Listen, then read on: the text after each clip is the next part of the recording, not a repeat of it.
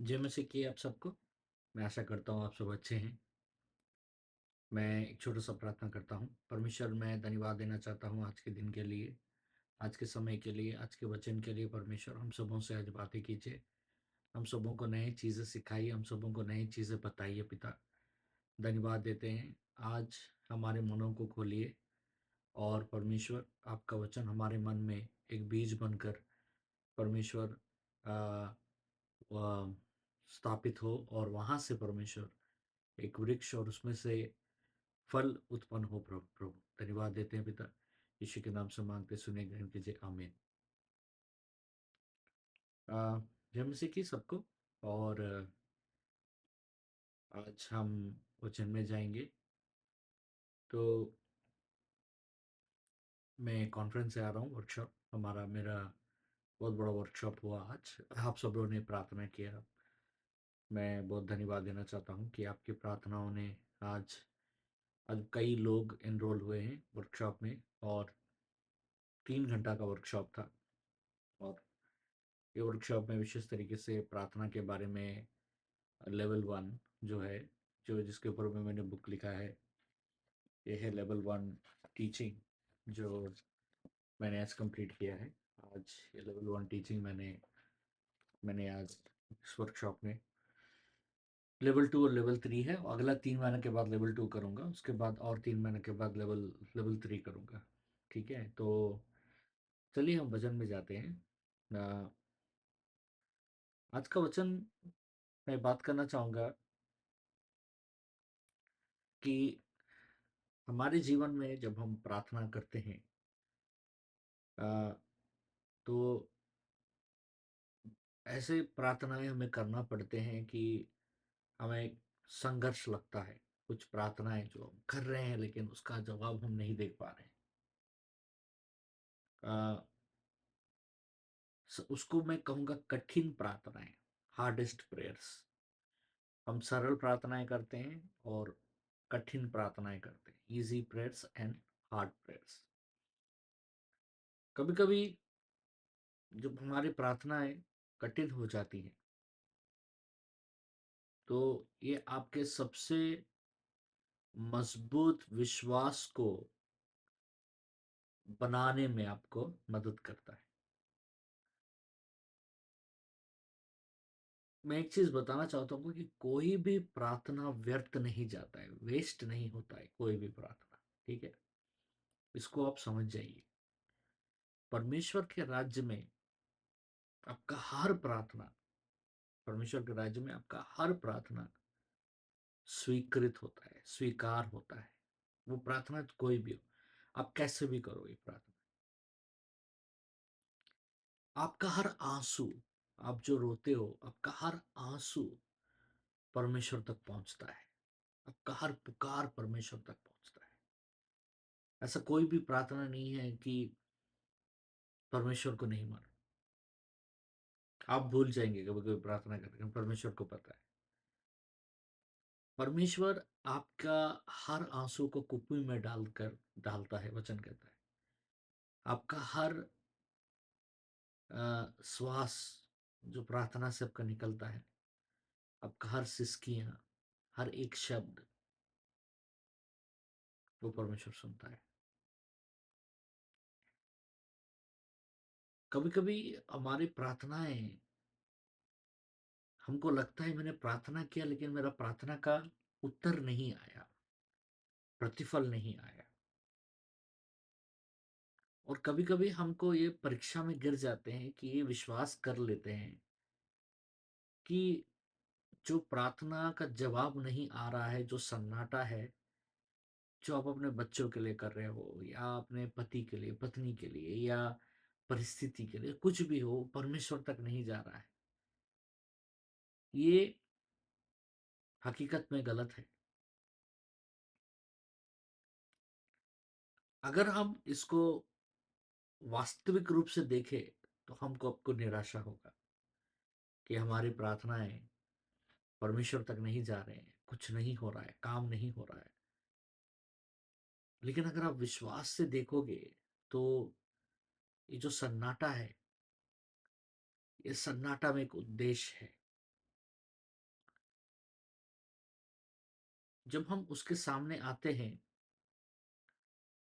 अपने दर्द और पीड़ा लेकर, अपनी मनसा में, और हमारे पास उसको समर्पित करने के लिए कुछ नहीं रहता है, बस अपने आप को समर्पित करने के लिए ही बच जाता है, उसी समय में हम एक ऐसे विश्वास के दायरे पर प्रवेश कर जाते हैं जो सबसे उत्तम है। हमें एक चीज समझना है रोमियो का 8 का 28 के अनुसार, और हम जानते हैं कि जो लोग परमेश्वर से प्रेम रखते हैं, अर्थात जो उसकी इच्छा के अनुसार बुलाए गए हैं, बोलिए मेरे साथ, जो उसकी इच्छा के अनुसार बुलाए गए हैं। और एक बार बोलिए, जो उसकी इच्छा के अनुसार बुलाए गए हैं, उनके लिए सब बातें मिलकर भलाई को उत्पन्न करती है। रोमियो का 8 का 28। सब बातें मिलकर भलाई को उत्पन्न करती है। एक बार मेरे साथ बोलिए, सब बातें मिलकर भलाई को उत्पन्न करती है। ये किन के लिए है? ये किन के लिए? हमने अभी बताया किन के लिए है, जो उनकी इच्छा से बुलाए गए हैं।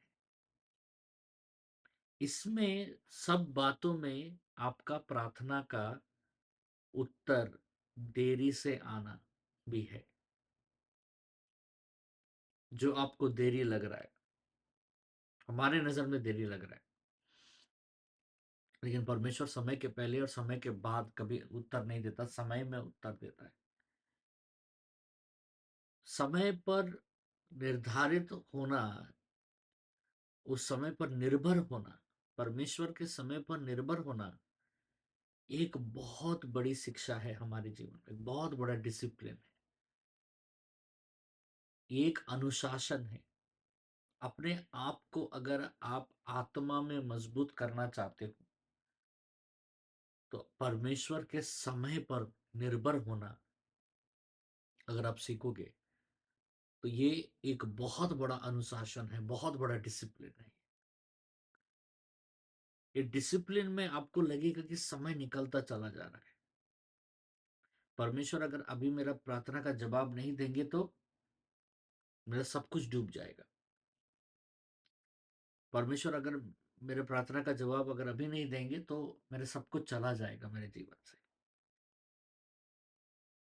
ऐसे निराशा के समय में हमें परमेश्वर के साथ बंधे हुए रहना चाहिए। We have to be consistently seeking God. जब हमारे जीवन में कष्ट आते हैं, तकलीफें आती हैं, तो इसका मतलब ये नहीं कि परमेश्वर हमें भूल गया है।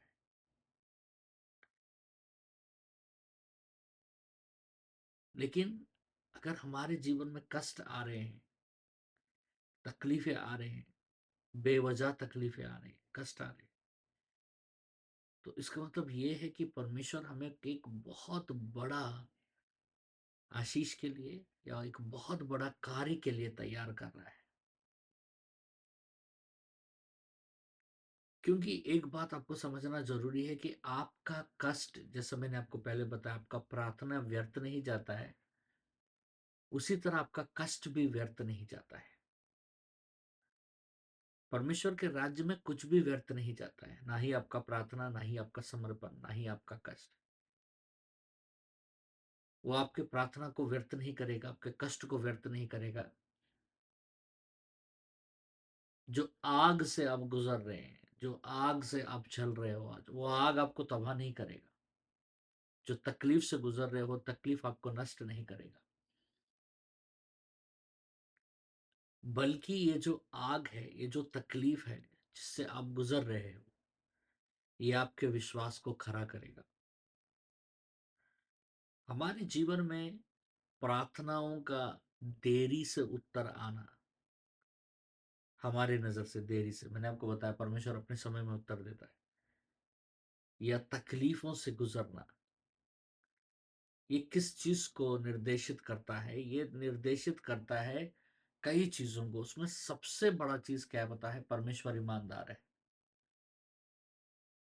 परमेश्वर ईमानदार है। मैं सिकंदर से मैं बोल रहा था, उनको हार्ट ये हुआ, आप सबको मालूम है। वो डॉक्टर के पास उनको लेके गया हॉस्पिटल में, तो इको रिपोर्ट आया, उनका हार्ट बिल्कुल ठीक है, लेकिन डॉक्टर ने हार्ट सर्जरी करने के लिए कहा। यहाँ पर जो खड़गपुर का जो डॉक्टर है, फिर उनको कलकत्ता भेजा गया। कलकत्ता में उनका हार्ट का सर्जरी हुआ, स्टेंट लगा है उनका, दो ठो। तो मेरा उनसे जब बात हुआ था, तो मैं उनको बताया कि रिपोर्ट में कुछ दिखा नहीं, रिपोर्ट में आपका हार्ट ठीक ही है, लेकिन डॉक्टर कलकत्ता आपको भेजकर सर्जरी क्यों करवाने बोला। एंजियोग्राम जब किया गया उनको, तो मतलब हार्ट अटैक अगला 6 महीना या 3 महीना में उनको आने वाला था। परमेश्वर उनके जान को बचाने के लिए पहले ही एक छोटा सा दर्द दिए। बर्दाश्त नहीं हो रहा, वो दर्द से मुझे फोन कर रहे थे, बर्दाश्त नहीं हो रहा। वो दर्द से वो एक हॉस्पिटल गए, गवर्नमेंट हॉस्पिटल। उस हॉस्पिटल ने कहा कि बड़ा हॉस्पिटल भेज दो। मतलब वहां जिस डॉक्टर के पास परमेश्वर ने उनको भेजा, उनको वो डॉक्टर को समझ में आ गया, परमेश्वर ने उनको ज्ञान दिया कि एक बहुत बड़ा हार्ट अटैक आगे आने वाला है, जिससे उनका उनके ऊपर बहुत, मतलब बहुत बड़ा ही हो सकता है, मतलब बहुत बड़ा खतरा उनके ऊपर आ सकता है। उससे बचाने के लिए परमेश्वर ने उनको एक तकलीफ दिया, समझ रहे? और वो तकलीफ आया करके वो हॉस्पिटल गए, और हॉस्पिटल से वहां गए, और उनको इतना बड़ा सर्जरी हुआ। तो परमेश्वर कैसा काम करता है देखिए। अब हम बताएंगे कि ये तकलीफ आया उनके उनके शरीर में, परमेश्वर का योजना उनके जीवन के ऊपर था और है और रहेगा। इसलिए परमेश्वर ने उनको इस यात्रा से पहले ही, हार्ट अटैक आने से पहले ही सर्जरी करवा दी है। उस समय तक परमेश्वर रोके नहीं उनको। तो उनका जो दर्द है वो व्यर्थ नहीं गया, वो जो प्रार्थना है वो व्यर्थ नहीं गया। इससे क्या होता है? इससे और एक चीज होता है कि ऐसे परिस्थितियों से गुजरते समय हमारा विश्वास बढ़ जाता है। परमेश्वर समय में आने वाले तकलीफ को जानता है। आगे जो आने वाला तकलीफ है उसके बारे में परमेश्वर जानता है, और उस तकलीफ, उस संकट को आने से पहले आगाह करता है हमें, एक चुनौती देता है। परमेश्वर ऐसा नहीं कि एक साथ संकट आ जाएगा आपके ऊपर, एक छोटा सा आगाह करेगा, परमेश्वर वार्निंग देगा। उसमें आपको परमेश्वर संभल जाना है।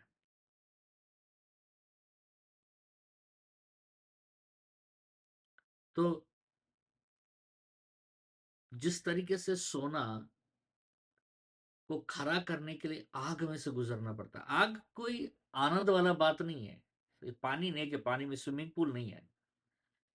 स्विमिंग पूल में स्विमिंग करते हुए विश्वास नहीं बढ़ेगा, समझ रहे? आग में स्विमिंग करना पड़ेगा विश्वास बढ़ने के लिए।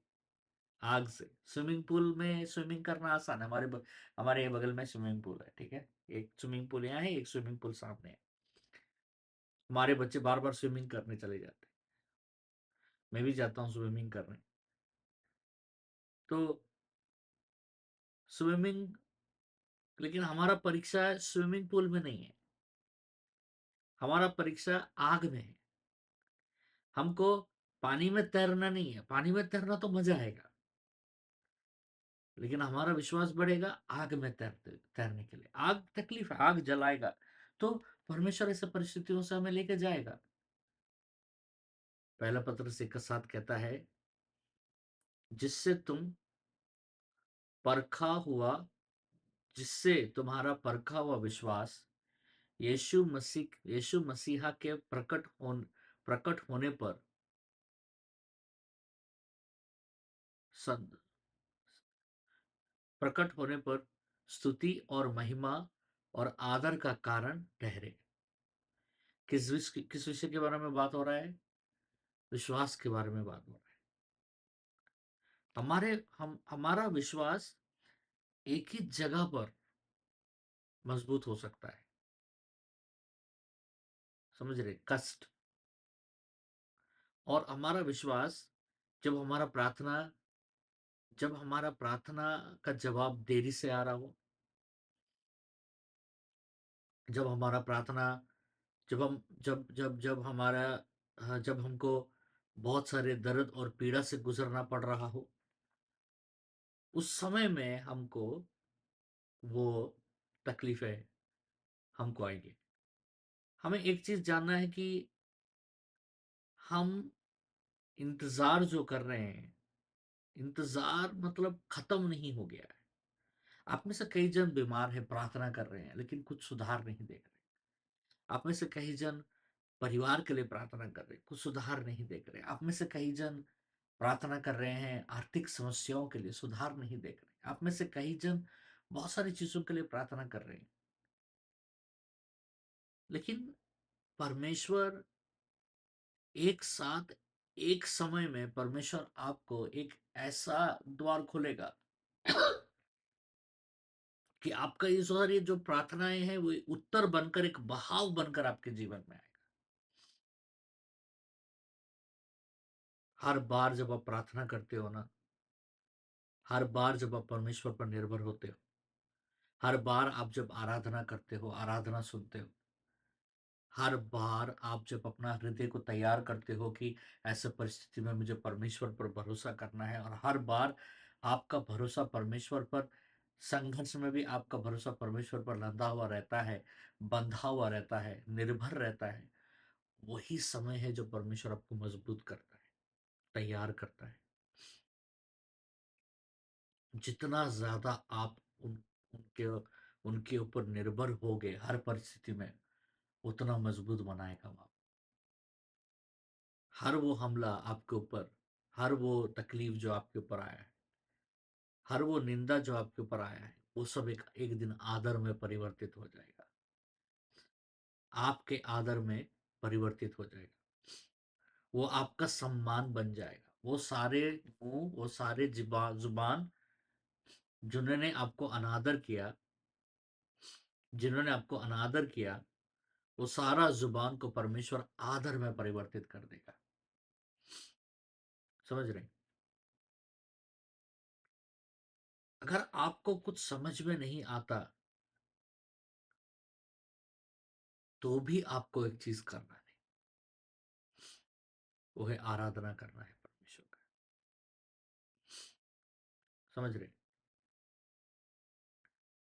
इसलिए रोमियो का 12 का 1 से लेकर 2 वचन में ऐसा लिखा है, इसलिए ये भाइयों और बहनों, मैं परमेश्वर की दया के कारण तुम्हें समझाता हूं कि तुम अपने शरीरों को जीवित, पवित्र और परमेश्वर को भाने वाले बलिदान के रूप में अर्पण करो। यही तुम्हारी आत्मिक आराधना है। और इस संसार के सदृश ना बनो, परंतु अपने मन के नए होने की रूपांतरित मन होने से रूपांतरित हो जाओ, परंतु अपने मन के नए होने से रूपांतरित हो जाओ। हम अब्राहम का उदाहरण लेते हैं। जब अब्राहम अपने बेटे को बलि देने जा रहा था, अगर अब्राहम अगर आपका दोस्त होता, तो अब्राहम अगर आपको आके बताता कि परमेश्वर ने मुझे बोला है कि मेरे बेटे को बलि देने के लिए, तो आप क्या सोचते हैं? आप बोलते हैं अब्राहम तो पागल हो गया है, ये क्या बात कर रहा है अब्राहम। लेकिन अब्राहम ने पीछे नहीं हटा, अब्राहम पीछे नहीं हटा, अब्राहम जाकर बलि अर्पण करता है। उसी तरीके से जब हमारे जीवन में जब संघर्ष आते हैं, जब हमारे जीवन में जब तकलीफें आती है, जब हमारे जीवन में कष्ट आते हैं, जब हमारे जीवन में बहुत सारे समय ऐसे आते हैं जब हमारे प्रार्थनाओं का जवाब नहीं मिल रहा है, उस समय में अब्राहम की तरह हमें परमेश्वर को आदर करने के लिए पीछे नहीं हटना है।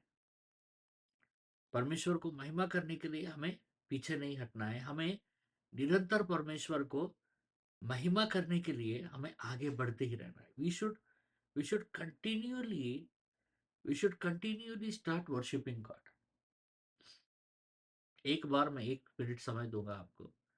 कौन-सा तकलीफ अभी है आपके जीवन में? क्या तकलीफ आपको घेर रहा है? उसके लिए 1 मिनट परमेश्वर को धन्यवाद दीजिए आँखें बंद कर कर सब। मैं आपको 1 मिनट का समय देता हूँ। उसके लिए सब कोई आँखें बंद कर उस एक परिस्थिति के लिए परमेश्वर को धन्यवाद दीजिए, सब कोई।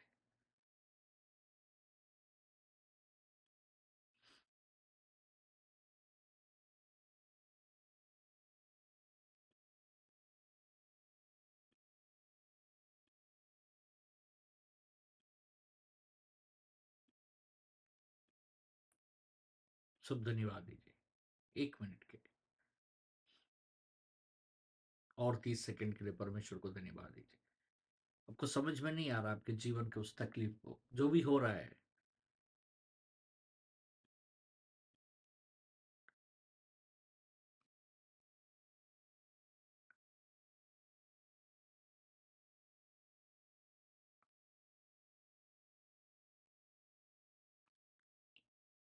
आमीन। एक सवाल बार-बार हमारे मन में आता है। इस सवाल के जवाब को हम समझेंगे। मैं यहाँ पर कुछ दिनों से मैं बहुत सारे सवालों का जवाब मैं देने का कोशिश करूँगा। क्या मैं अभी भी परमेश्वर की इच्छा में हो सकता हूँ? क्या मैं अभी भी परमेश्वर की इच्छा में हो सकता हूँ जब मेरी ज़िंदगी आशीषित नहीं दिखाई दे रही हो? आप देख रहे हो आपका जीवन, आपको लग लग रहा है कि मेरा जीवन, पता नहीं मेरा जीवन आशीषित है कि नहीं।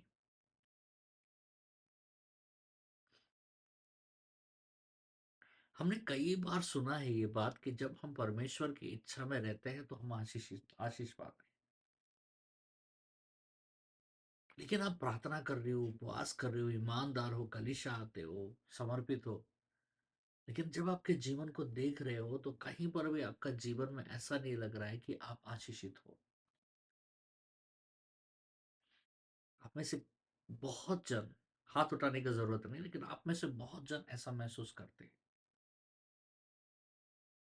भजन संहिता 34:19 करता है, 34:19 कहता है, धर्मी पर बहुत सी विपत्तियां आती है।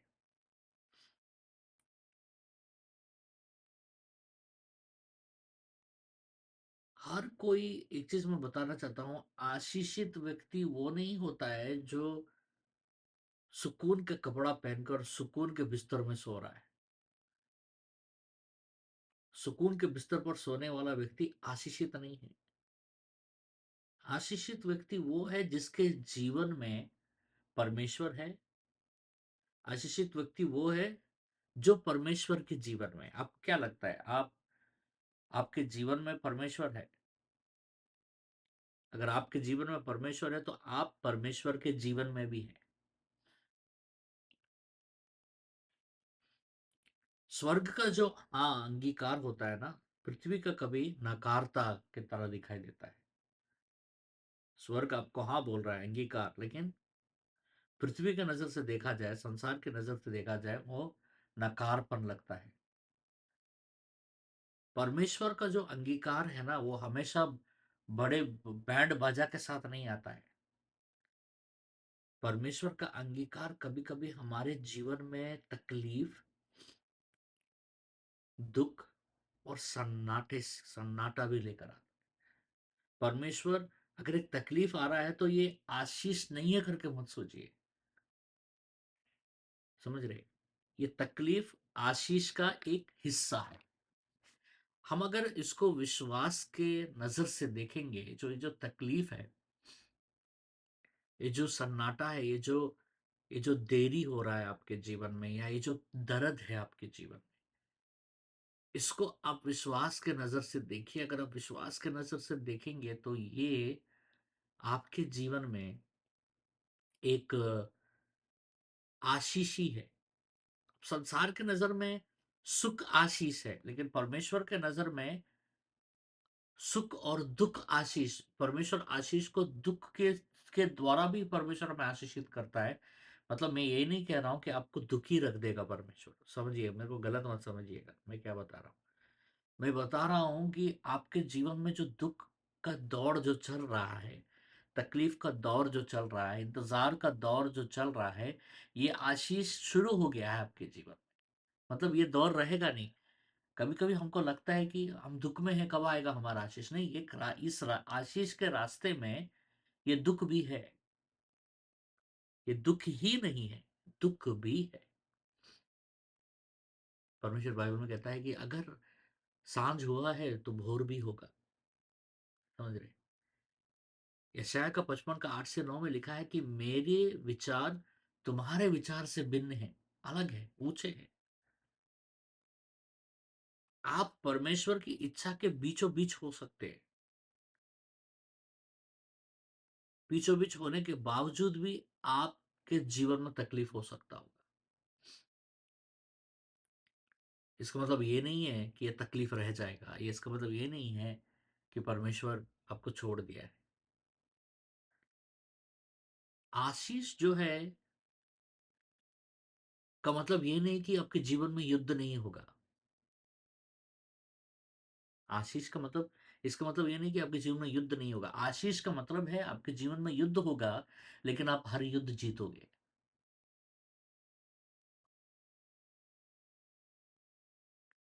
परमेश्वर का जो इच्छा है दाऊद के जीवन पर था। अगर हम दाऊद का जीवन पढ़ेंगे, दाऊद के जीवन में अगर हम देखते हैं तो दाऊद राजा का अभिषेक पाया। राजा का अभिषेक पाने पाने से लेकर सिंहासन तक बैठने तक, राजा दाऊद के जीवन में वो गुफाओं में छुपा रहा। उसके जीवन में कितने सारे धोखे उसने सहे। उसका जीवन का आधा से ज्यादा ज्यादा साल तो वो भाग रहा था अपने अपने जीवन को बचाने के लिए। तो क्या इसका मतलब यह है कि दाऊद के ऊपर में परमेश्वर का योजना नहीं था? नहीं। उस बड़े योजना में, दाऊद के जीवन में, उस बड़े योजना में, उस सिंहासन पर बैठकर राज्य को राज्य करने का उस योजना में ये तकलीफें भी थे। ये सब मिलाकर आता है परमेश्वर की योजना। दाऊद, पहला सैमुअल 22 के 1 में लिखा है, दाऊद ऐसा भागा कि वो भागकर अदुल्लम की गुफाओं में वो छिप गया। वो अदुल्लम की गुफाओं में छिपना भी, उन गुफाओं में छिपना अपने जान को बचाते हुए, वहां पर भी परमेश्वर का योजना था उसके लिए। और पता हुआ क्या हुआ, उस गुफाओं में जब वो छुपा तो वहां गुफाओं में और भी लोग छुपे थे। अदुल्लम का गुफा वो जगह है जहां पर जो उधारी कर लेते हैं, जो कोई हत्या कर लेते हैं, सब वहां जाकर छिप जाते हैं। वहां पैलेस्तीन के उस तरफ है। और वहां पर जैसे वो गया तो सबको पता चला दाऊद भी अगर यहाँ छुपा हो, तो सब लोग आए वहां। और वे जो लोग आए दाऊद के पास, दाऊद ने उनको तैयार किया और अपना सेना बनाया।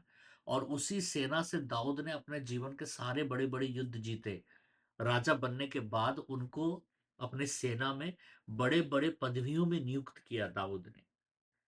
अगर दाऊद भागता नहीं अदुल्लम के गुफाओं में, उसके जीवन में तकलीफ नहीं आता, उसका जान बचाने के लिए भागता नहीं, तो आज उसको सेना नहीं बन पाता। और उसका सेना, उतना प्रबल सेना वो बना नहीं पाता। क्योंकि परमेश्वर आपको ऊंचाई में भी बनाता है और नीचे में भी बनाता है। आप ऊंचा, परमेश्वर की योजना मतलब आप हमेशा ऊंचा में नहीं रहेंगे। परमेश्वर की योजना मतलब अपने जीवन के तराइयों में भी आप रहोगे। लेकिन आप यहां रहो, आप यहां रहो, कहीं पर भी रहो, वहां पर परमेश्वर आपको जरूर कुछ ना कुछ नया आपको देगा, जो आपको एक भरोसा देगा। अगर आज आप अपने जीवन के तराइयों में हो, तो उस तराइयों में भी परमेश्वर आपको कुछ ना कुछ देगा, जिससे परमेश्वर बताएगा कि मैं तुम्हारे साथ हूं। और आपके जीवन के ऊंचाइयों और तराइयां, आपको ये सारे मिलकर परमेश्वर की योजना बनती है। और एक दिन आपको वो प्रबलता में लेके जाएगा। एक वो राज्य, वो सिंहासन देगा परमेश्वर आपको, जिस पर आप राज्य करेंगे।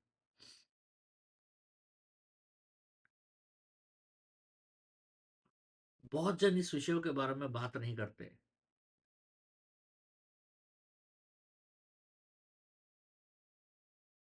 परमेश्वर के इस यात्रा में परमेश्वर को क्यों लेके जाता है? क्योंकि आपको बनाना बहुत ज़रूरी है परमेश्वर को। परमेश्वर का सबसे बड़ा उद्देश्य क्या है आज? अगर आप परमेश्वर से पूछो, परमेश्वर आपका सबसे बड़ा उद्देश्य क्या है? परमेश्वर बोलेगा, मैं तुझे बनाना चाहता हूँ और मैं तुझे बना रहा हूँ। ध्यान से सुनिए, मैं तुझे बनाना चाहता हूँ और मैं तुझे बना रहा हूँ। किस चीज़ के लिए परमेश्वर? जिस चीज़ के लिए मैंने तुझे बुलाया है, जिस चीज़ के लिए मैंने तुझे बनाया है, जिस चीज़ के लिए मैंने तुझे जन्म दिया है। अगर आप जहाँ पर हो, वहीं से परमेश्वर शुरू करेगा बनाना, तैयार करना। परमेश्वर आपको बनाने के लिए सबसे पहले परमेश्वर क्या करेगा? सबसे पहला चीज़, परमेश्वर आपको उद्धार देगा, आपको एक कलीसिया के साथ जोड़ेगा। उसके बाद परमेश्वर वहां पर आपको एक ऐसा नेता देगा जो आपको तैयार करेगा। परमेश्वर उसके द्वारा आपको जीवन को तैयार करेगा, उसके द्वारा परमेश्वर आपको बनाएगा। आपका काम, सबसे बड़ा काम है, मालूम है ना? उस व्यक्ति के साथ जुड़ा रहना आपका सबसे बड़ा काम है, जो व्यक्ति आपको तैयार कर पाएगा। आप जितना दूर जाओगे उस व्यक्ति से, आप तैयार नहीं हो पाओगे। आपको जुड़ा रहना पड़ेगा उस व्यक्ति के साथ, क्योंकि उसी के साथ बना रहेगा। परमेश्वर बार बार आपको सपने देगा उस व्यक्ति का, कि आप उस व्यक्ति के घर में हो, उस व्यक्ति के साथ आप गाड़ी में जा रहे हो, वो व्यक्ति के साथ आप खाना खा रहे हो। ये सारी चीज देते देते रहेगा परमेश्वर, बताते रहेगा कि तुम्हारी योजना, तुमको इस व्यक्ति के साथ जुड़ना है, तुमको इस व्यक्ति के साथ जुड़ना है, क्योंकि मैं इस व्यक्ति को इस्तेमाल करूंगा तुम्हें बनाने के लिए। ये एक है संकल्प, ये एक ही नहीं है, संकल्प में ये एक हिस्सा है। फिर दूसरा, परमेश्वर आपको एक एक एक परिवार देगा। जो परिवार, वो आपके माँ बाप से जन्मा होना परिवार नहीं होगा। ये परिवार अलग अलग भाषा बात करने वाला, अलग अलग रंग, अलग अलग लोग होंगे, और ये परिवार आपके साथ खड़ा रहेगा, आपकी तकलीफों में आपके लिए दुआ करेगा। यही परिवार से आप अपना सेना बनाओगे, और यही परिवार आपका असली परिवार।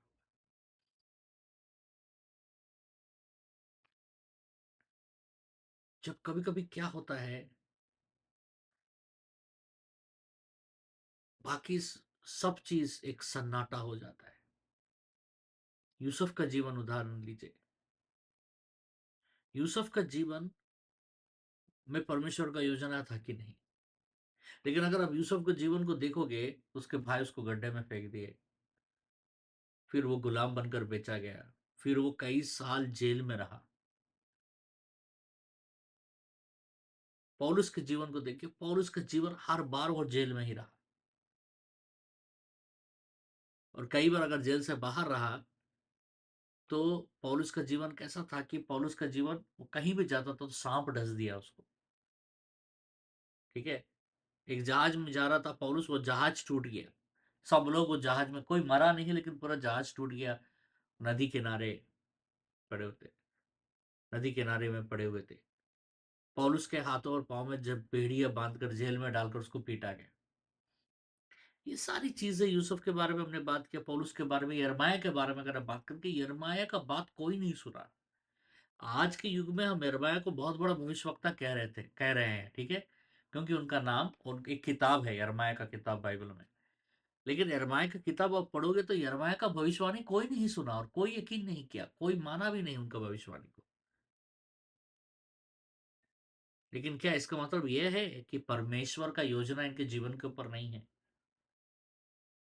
यूसुफ के जीवन के ऊपर परमेश्वर का योजना नहीं है, पौलुस के जीवन के ऊपर परमेश्वर का योजना नहीं है, यिर्मयाह के जीवन में परमेश्वर का योजना नहीं है? नहीं, ये सब इनके जीवन में परमेश्वर का योजना है।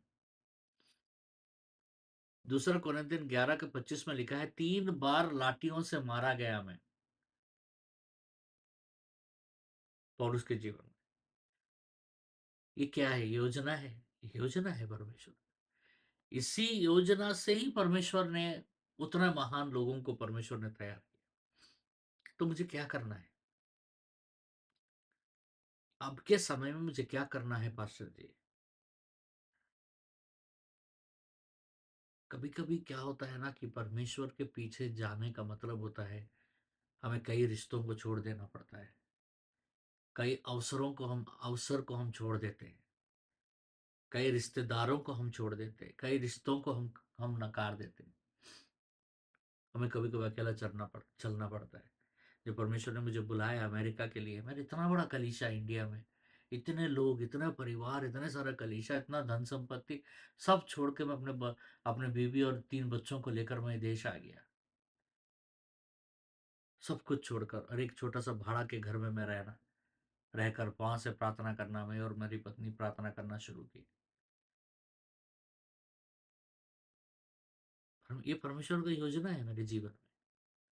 परमेश्वर का योजना हमेशा अ, यही नहीं होता है। बड़ा-बड़ा परमेश्वर का योजना छोटा में भी होता है परमेश्वर का योजना।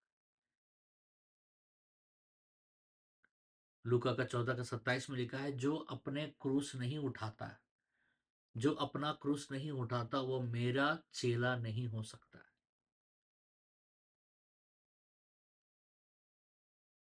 अगर आज आपका जीवन आशीषित नहीं लग रहा है, तो आपको एक सवाल पूछना है कि क्या मैं क्रूस उठा रहा हूं?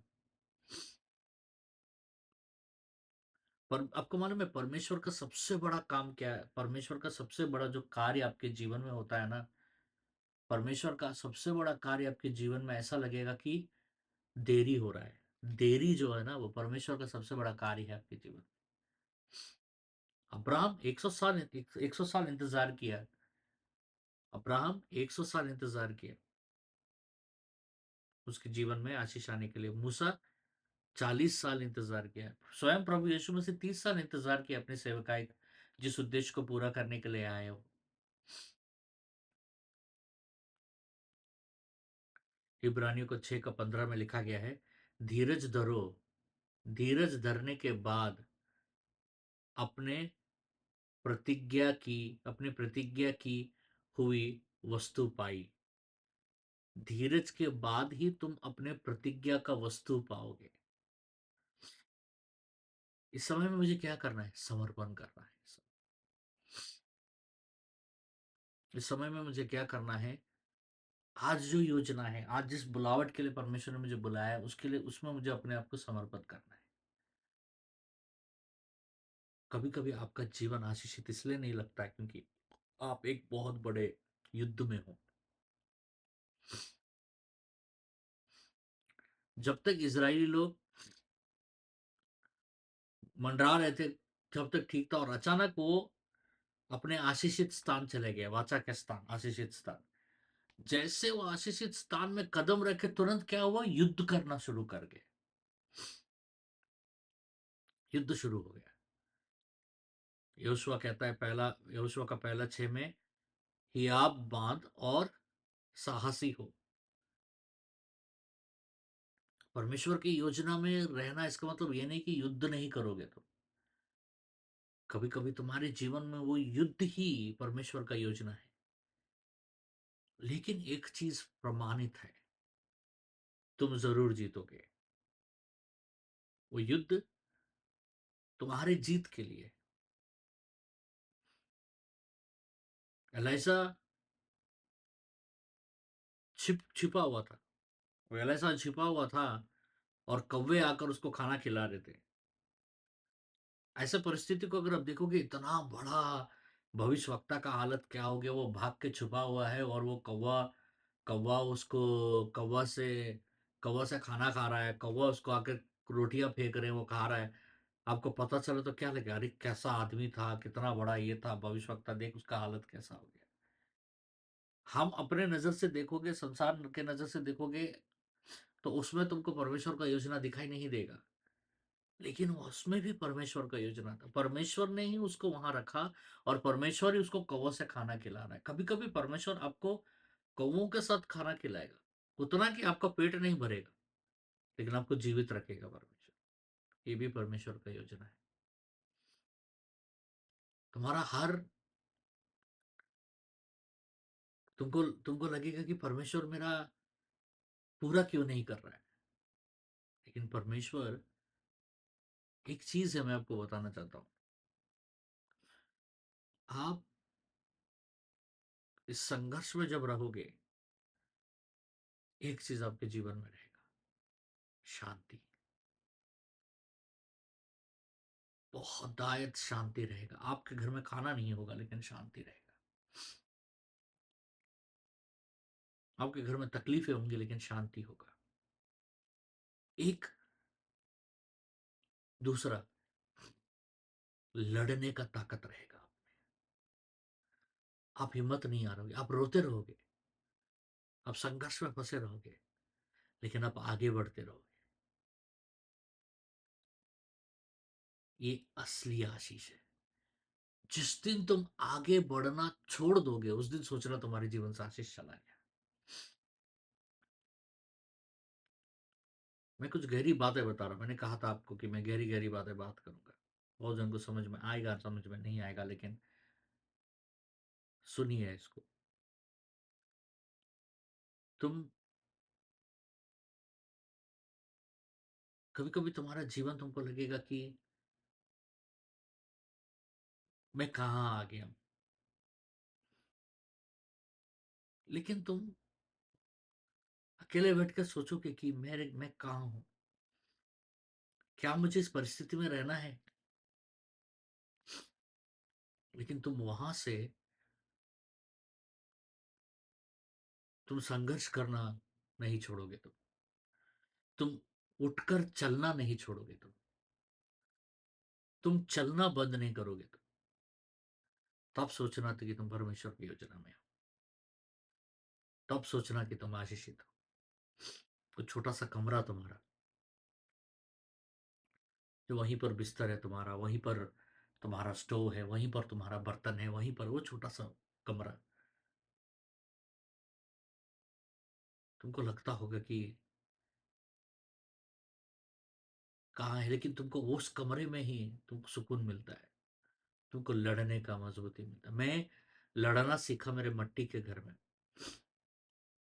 मट्टी के घर में मैं रहता था, छोटा सा कमरा था, खटिया भी नहीं था मेरे पास। मैं और मेरी पत्नी और मेरे बच्चे जमीन में सोते थे। करंट नहीं था। रात भर में पंखा घुमा के उनको हवा देता था। वहां मेरा संघर्ष। उस परिस्थिति में मैं चाहूं तो मैं बाहर आके मैं नौकरी कर कर, मेरे पास अच्छा कॉलेज का डिग्री था, मैं नौकरी कर कर मैं घर को पाल सकता था। लेकिन मैं पीछे नहीं गया, क्योंकि मुझे उस तकलीफ में भी मुझे संघर्ष करने का ताकत मिलता था, मैं आगे बढ़ने का। जिस दिन आपके अंदर से वो लड़ाई चला जाएगा, उस दिन सोचना तुम तुम आशीषित नहीं हो। तुम लड़ क्यों रहे हो, समझ रहे हो? तुम आगे क्यों बढ़ रहे हो, मालूम है? अब परमेश्वर तुमसे बात कर रहा है तो आओ घुटना टेको तुम वहां पर। मैं कई बार बताया, तुम लड़ क्यों रहे हो मालूम है? ध्यान से सुनो मैं क्या बता रहा हूं। तुम लड़ इसलिए रहे हो क्योंकि तुम योजना में हो। ऐसे परिस्थिति में कोई भी आदमी थक जाएगा और भाग जाएगा, लेकिन तुम भाग क्यों नहीं रहे हो और तुम थक क्यों नहीं रहे हो? क्योंकि तुम योजना में हो। योजना में होने का बल क्या है, मैं आपको बताता हूं। योजना में तुमको लग रहा है कि तुम लड़ रहे हो। सुनो ध्यान से, तुमको लग रहा है कि तुम लड़ रहे हो, लेकिन योजना में तुम लड़ते नहीं हो। परमेश्वर की योजना में परमेश्वर तुम्हारे लिए लड़ता है। इसलिए तुमको ये तकलीफों में भी तुम खड़े हो पा रहे हो। इसलिए तुम परमेश्वर को छोड़ते नहीं हो, क्योंकि तुम उसकी योजना में हो। तुम्हारा युद्ध वो लड़ रहा है। तुमको क्या लग रहा है, उस छोटे से कमरे में तुम अकेले हो? तुम और तुम्हारा परिवार सोता है, वो भी उस कमरे में है तेरे साथ। तुमको क्या लगता है, उस सन्नाटे में कोई नहीं है तुम्हारे साथ? उस सन्नाटे में वो खड़ा है तुम्हारे साथ। तुमको क्या लगता है कि तुम अकेले हो? तुम अकेले होते तो तुम आज अब तक तुम कब का आत्महत्या कर लेते। तुम अकेले महसूस इसलिए नहीं कर पा रहे हो क्योंकि वो उसका साथ तुम्हारे साथ है, वो है तुम्हारे साथ, क्योंकि उसकी योजना तुम्हारे पर बनी है। उसका अभिषेक तुम्हारे सर से एक तेल की तरह बह रहा है। तुम नहीं देख पा रहे हो, लेकिन वो बह रहा है। तुमको वहां पर इसलिए क्यों रखा है मालूम है? क्योंकि तुम ही हो जो वो कर सकते हो। इसलिए तुमको उस पदवी में, उस स्थान में, उस परिस्थिति में परमेश्वर ने तुमको रखा है। और तुम कईयों को आगे जाकर भविष्य में, तुम वो परिस्थिति, आज जिस परिस्थिति में हो ना, तुमको जो सीखना है सीख लो इस परिस्थिति में। क्योंकि तुम इस परिस्थिति में ज्यादा दिन नहीं रहने वाले, क्योंकि तुमको परमेश्वर बहुत ऊंचा उठाएगा। जब तुमको परमेश्वर जब ऊंचा उठाएगा, तो दो चीजें हैं, याद जान लो। अगर तुम यहाँ अभी सीख नहीं पाया ना, तो तुम आगे जब उठाए जाओगे ना, तो तुम उन लोगों को कभी मार्गदर्शन नहीं कर पाओगे जो तुम्हारी परिस्थिति से गुजरे। परमेश्वर ने तुमको इस परिस्थिति में इसलिए रखा है ताकि तुम कुछ सीखो यहाँ पर, ताकि तुम इस सीखने से तुम कईयों का मार्गदर्शन बन पाओ। क्योंकि तुम्हारा जो जीवन है वो एक बहुत मूल्यवान है। तुम्हारा जो जीवन है वो एक बहुत महत्वपूर्ण है। तुम्हारा जो जीवन है उसके उद्देश्य को पूरा करने का साधन है तुम्हारा जीवन। मैं फिर बता रहा हूं, तुम्हारा जीवन परमेश्वर के उद्देश्य को पूरा करने का साधन है। और ये बात सुनो, तुम्हारे द्वारा ही तुम्हारे परिवार में उद्धार आएगा। तुम्हारे द्वारा ही तुम्हारे बच्चे स्थिर हो जाएंगे। तुम्हारे द्वारा ही तुम्हारे स्थान में, तुम्हारे देश में, तुम्हारे शहर में परमेश्वर का राज्य स्थापित होगा। कितनी बड़ी योजना है तुम्हारे। इसलिए अभी तुमको कुछ दिख नहीं रहा है। अभी तुमको ऐसा लग रहा है कि मैं इस एक एक सन्नाटे में हूं, मैं एक तकलीफ में हूं, मैं एक बंद, एक ऐसे परिस्थिति में हूं कि वो एक भमंडर की तरह मेरे चारों तरफ घुमा घूम रहा है। लेकिन ये गलत है, ये गलत है। तुम्हें अपना नजर नीचे नहीं, ऊपर उठा के देखना है। तुम जिस समय अपना नजर को नीचे करोगे, उस दिन तुम उस भमंडर को देखकर निराश हो जाओगे। लेकिन जिस समय तुम अपना नजर उठाओ के परमेश्वर को देखोगे, उसी समय तुम्हारा जीवन बदल जाएगा। तुमको लग सकता है कि मुझे कोई देख नहीं रहा है। तुमको लग सकता है कि तुम्हारी प्रार्थनाएं दीवार को लगकर जमीन पर गिर जा रही। तुमको लग सकता है कि तुम कामयाब नहीं हो। तुमको लग सकता है कि तुम आशीषित नहीं हो। जब तुमको ऐसा लग रहा है तो तुम रुक कर ये सवाल पूछो आज, परमेश्वर वो क्या कर रहा है जिसको मैं नहीं देख पा रहा हूं मेरे जीवन में? परमेश्वर खाली बैठा नहीं है। परमेश्वर काम कर रहा है तुम्हारे जीवन में। तुम देख नहीं पा रहे हो, लेकिन परमेश्वर काम कर रहा है तुम्हारे जीवन में। दूसरा कुरिन्थियन 4 का 17 से 18 कहता है, हमारा यह सनिश्चित हल्का दुख हमारे लिए अनंत महिमा उत्पन्न करती है। ये जो थोड़ा सा दुख है, ये जो थोड़ा सा तकलीफ है, जब आनंद आएगा ना, तो आनंद में ये छिप जाएगा। इतना आनंद देगा परमेश्वर तुमको कि वो आनंद इसको दबा देगा। तुमको ये तकलीफ तकलीफ ही नहीं लगेगा। सच्चा आशीष परमेश्वर तुम्हारे जीवन में होना है। इसलिए भजन संहिता 23 का 4 कहता है, चाहे मैं घोर अंधकार से भरी हुई तराई में से होकर चलूं, चाहे मैं घोर अंधकार से भरी हुई तराई में से होकर चलूं, तू मेरे साथ रहता है परमेश्वर। तू मेरे साथ रहता है। मैं आज आपको एक बात बताना चाहता हूं, अगर परमेश्वर की योजना में अगर आप नहीं होते ना, इतना दूर नहीं आ पाते आप। अगर परमेश्वर इस योजना में आपके साथ नहीं होता ना, तो आप इतना दूर का यात्रा नहीं कर पाते। आप तो कब का बिखर जाते, कब का बहक जाते, कब का भटक जाते, कब का टूट जाते, कब का गल जाते आप। अगर आज तक आप है, स्थिर है, दृढ़ है, आप में संयम कायम है, आप में दृढ़ता है, आप में विश्वास का जो अब जो लौ जल रहा है, प्रज्वलित हो रहा है आपके अंदर से, आशा का जो किरण आपके अंदर से निकलता है, आपके बातों में जो उत्साह आता है, वो आपके जीवन से नहीं है, वो परमेश्वर आपके साथ है कर कर।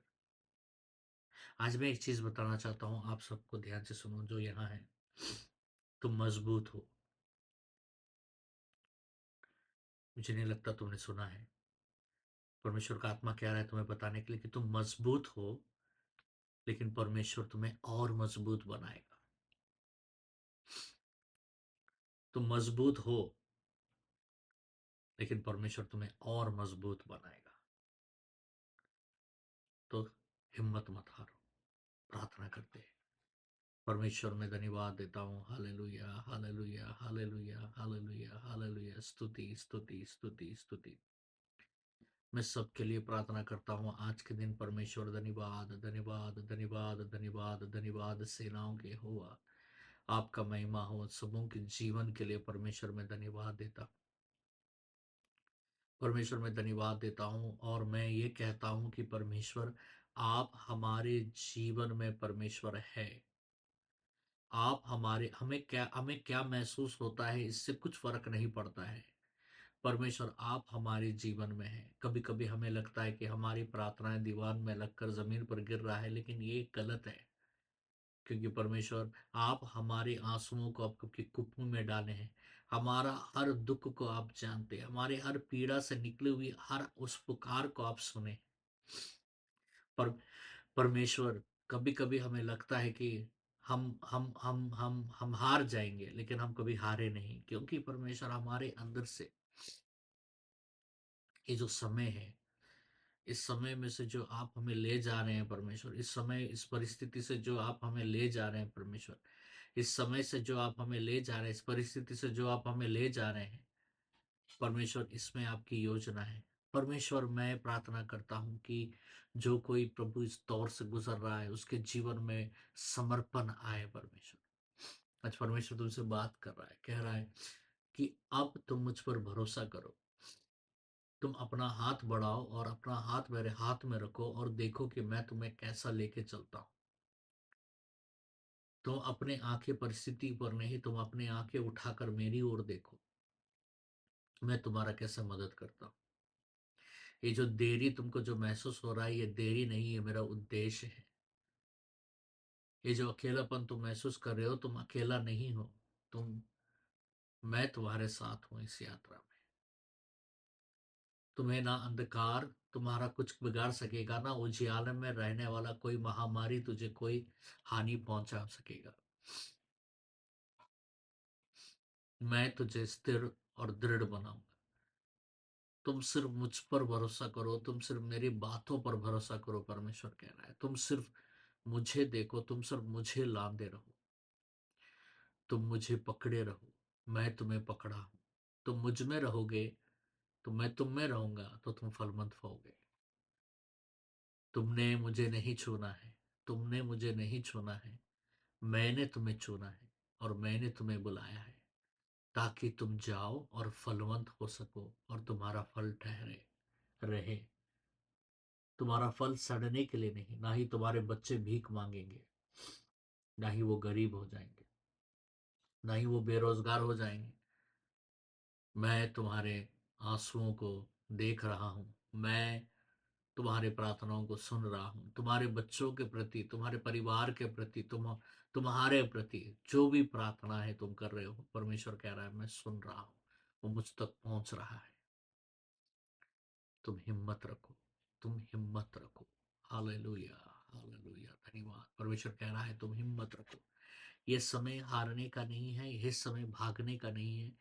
ये समय है तुम्हें खड़ा होने का। और कुछ समय तक तुम देखो, फिर तुम्हारे जीवन में कितना महान कार्य होने वाला है, और तुम्हारे जीवन में महान कार्य होगा, और तुम्हारे जीवन से महान कार्य होगा। तुम्हारे जीवन में महान कार्य होगा और तुम्हारे जीवन से महान कार्य होगा। बने रहो। धन्यवाद, धन्यवाद, धन्यवाद। परमेश्वर, परमेश्वर हम धन्यवाद देते हैं। परमेश्वर हम धन्यवाद देते हैं। परमेश्वर हम धन्यवाद देते हैं। परमेश्वर हमारे अंदर में वो सारे आ, परमेश्वर वो सारे चीजें, जंजीरों को तोड़िए आज यीशु मसीह के नाम से। सबके जीवन में जो जंजीरें जकड़ी हुई हैं, उन जंजीरों को तोड़िए यीशु मसीह के नाम से। परमेश्वर हम प्रार्थना करते हैं कि सबों के ऊपर परमेश्वर अब अपना आशीष उंडेलिए, और आपका अभिषेक उंडेलिए अभी यीशु के नाम से। आपका अभिषेक उंडेलिए सबों के ऊपर यीशु के नाम से। आपका अभिषेक उंडेलिए यीशु के नाम से सबों के ऊपर। आपका अभिषेक उंडेलिए पिता यीशु के नाम से सबके ऊपर। आपका अभिषेक को उंडेलिए। आपका अभिषेक को उंडेलिए। आज उनके अंदर में वो अभिषेक और वो सामर्थ्य दीजिए, ताकि वो खड़े होकर वो ये जान ले कि वो ये लड़ाई लड़ रहे हैं, ये लड़ाई उनका नहीं है, ये लड़ाई आपका है।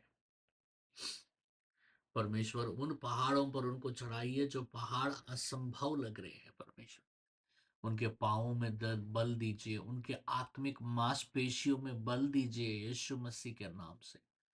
परमेश्वर उन्हें संपूर्ण रीति से तृप्त कीजिए परमेश्वर यीशु मसीह के नाम से। हर दुर्घटना, हर विपत्ति से उनको बचाइए यीशु मसीह के नाम से। परमेश्वर उनमें वो प्रार्थना करने का और वो लड़ने का सामर्थ और ऊर्जा, आत्मिक ऊर्जा प्रदान कीजिए यीशु मसीह के नाम से।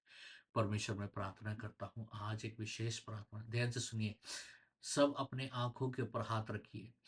सब अपने आंखों के ऊपर हाथ रखिए। मैं प्रार्थना कर रहा हूँ परमेश्वर, मैं प्रार्थना कर रहा हूँ उनके मन के आंखों को खोलिए आज यीशु के नाम से। इनके मन के आंखों को खोलिए यीशु के नाम से, कि वो सारी चीजों को देख सके जो आज तक वो नहीं देख सके, अपने बारे में, दूसरों के बारे में, अपने परमेश्वर आपके आपके योजना के बारे में। परमेश्वर मैं प्रार्थना करता हूँ कि उनके मन की आंखों को खोलिए पिता यीशु के नाम से। खोलिए परमेश्वर, ताकि वो उन चीजों को, उन अद्भुत रहस्यों को वो देख सके परमेश्वर यीशु मसीह के नाम से। उनके आज ये सप्ताह परमेश्वर वो बहुत सारे अद्भुत रहस्यों को देखेंगे। वो बहुत सारी चीजों को देखेंगे जो उनको, जिनके लिए वो प्रार्थना कर रहे हैं परमेश्वर, लेकिन वो पहले से उनके जीवन में प्रदान किया गया है। परमेश्वर मैं प्रार्थना करता हूँ कि वो अलौकिक विश्वास उनको भरिए। सब हाथ उठाइए। सब खड़े होते हैं। सब खड़े होते हैं और हाथ उठाइए, और प्रार्थना करता हूँ परमेश्वर अलौकिक, सुपर नेचुरल परमेश्वर फेथ, अलौकिक विश्वास परमेश्वर उनके जीवन में प्रदान कीजिए। परमेश्वर मैं धन्यवाद देता हूँ, धन्यवाद देता हूँ सबों को, सबसे आपने बात किया है प्रभु। आज मैं धन्यवाद देता हूँ जितने जनों से बात किया है परमेश्वर। आज ये वचन शैतान उनके जीवन से चुरा ना पाए परमेश्वर। ये बीज उनके जीवन में परमेश्वर शिक्षित हो परमेश्वर। धन्यवाद, धन्यवाद, धन्यवाद, धन्यवाद, धन्यवाद, स्तुति में। धन्यवाद पिता यीशु मसीह के नाम से मांगते हैं परमेश्वर। और ये प्रार्थना करता हूँ कि पूरा सप्ताह परमेश्वर उनके जीवन में आशीषित हो। हर हर दुर्घटना से परमेश्वर उनके उनके परिवार को बचाइए। देवदूतों का समूह उनके आगे पीछे रहे परमेश्वर। उनके घर के अन्न जल के ऊपर परमेश्वर आप अपना विस्तार का आशीष दीजिए यीशु मसीह के नाम से, कि वो उमड़कर बहे प्रभु यीशु के नाम से। परमेश्वर वो जितना भी कमा रहे हैं परमेश्वर, उसको जैसे आपने रोटियों को बहुतायत किया, मछलियों को बहुतायत किया, उसी तरीके से परमेश्वर वो जो भी कमा रहे हैं परमेश्वर वो बहुतायत हो जाए यीशु मसीह के नाम से। परमेश्वर मैं प्रार्थना कर रहा हूँ कि परमेश्वर कोई भी बीमारी उनके जीवन में ना आए यीशु के नाम से। अगर अभी कोई बीमारी उनके शरीर में पनप रहा है तो यीशु मसीह के नाम और लहू से उस बीमारी के प्रभाव को हम तोड़ते हैं यीशु मसीह के नाम और प्रभु यीशु मसीह के नाम और लहू से, क्योंकि बाइबल में लिखा है परमेश्वर पहला पतरस 2:24 में कि यीशु के मार खाने से हम चंगाई पाए। परमेश्वर मैं प्रार्थना करता हूँ कि परमेश्वर उनके घर को, उनके परिवार को परमेश्वर हर दुष्ट से बचाइए, हर जहरीले जानवर से उनको बचाइए, हर जंगली जानवर से उनको बचाइए, हर तरीके के तूफान से, हर तरीके के बिजली से, हर तरीके के सड़क के दुर्घटना, बिजली का दुर्घटना, आग का दुर्घटना, पानी का दुर्घटना, हर दुर्घटना से उनको बचाइए। और परमेश्वर मैं प्रार्थना करता हूँ कि उनके ऊपर परमेश्वर आपका आशीष का बौछार हो यीशु के नाम से। धन्यवाद पिता, ये प्रार्थना यीशु के नाम से मांगते हैं, सुनिए ग्रहण कीजिए, आमीन। यीशु मसीह का अनुग्रह, पिता परमेश्वर का प्यार और पवित्र आत्मा की सहभागिता सदा सर्वदा आपके परिवार के हर एक सदस्यों के साथ कायम रहे, आमीन। जय मसीह की। परमेश्वर आप सबको बहुत आशीष दे। God bless you.